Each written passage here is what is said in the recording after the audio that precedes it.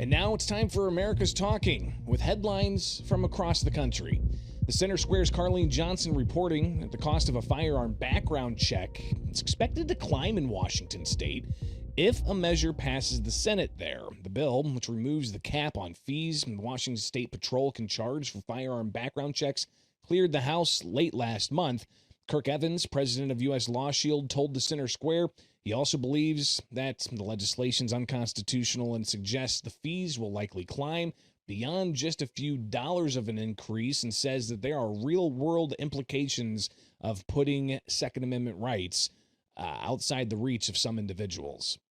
A whole bunch of the other folks testified on sort of real-world concerns about the bill, which is, let's take a domestic abuse victim, not well-to-do, trying to get away from her abuser,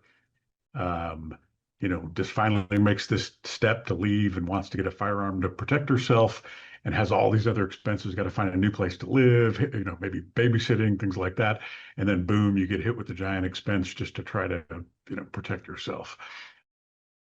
In Pennsylvania, the Center Square contributor Lauren Jessup reports a second anti-immigration customs enforcement flyer was discovered on Penn State's campus, and it brought bipartisan agreement among student groups, even as a national free speech watchdog warns the university's prior response risks violating the First Amendment. Now, the latest flyer follows a January 29th incident in which one depicting an ICE agent hanging from a noose with the words "Dead ICE agents can't kill" appeared on a pole outside Penn State's primary student union building. Images of the flyer circulated online, accompanied by calls to identify and punish those responsible. Penn State condemning that flyer and announced an investigation. However, Foundation for Individual Rights and Expression, FIRE, they argue that while the images and messages are offensive to many, it does not fall into one of the narrow categories of unprotected speech, especially at a public university. In Texas, the Center Square contributor Bethany Blankley reports U.S. Immigration and Customs Enforcement continue their operations to arrest illegal foreign nationals who've been convicted of killing Americans while driving while intoxicated and re-entering the country after they were previously deported.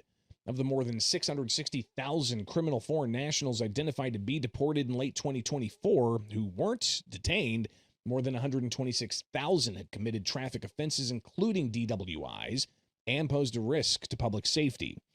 But in Detroit, Michigan, the Center Square's Elise Apel reports questions over immigration enforcement after city records there showed federal officials issued 63 detainers for individuals arrested by local police, but fewer than half resulted in federal pickups. Of the 63, 29 were released to ICE, 21 were released, 1 was transferred to another agency, and 12 went to the Wayne County Jail. And that situation comes amid accusations that Detroit functions as a sanctuary city, but according to a city council memo, the city disputes that label. ICE declined to explain why so few detainers were enforced, citing case-specific variations. In a statement to the Center Square, an ICE official said each immigration case is unique, and without specific identifying information, we're unable to elaborate on the circumstances of each case. And they say that ICE remains committed to working with law enforcement agencies in Detroit and across the state of Michigan in the interest of public safety and national security. And that is America's Talking, with headlines that you can get in your inbox by signing up for the newsletter at thecentersquare.com.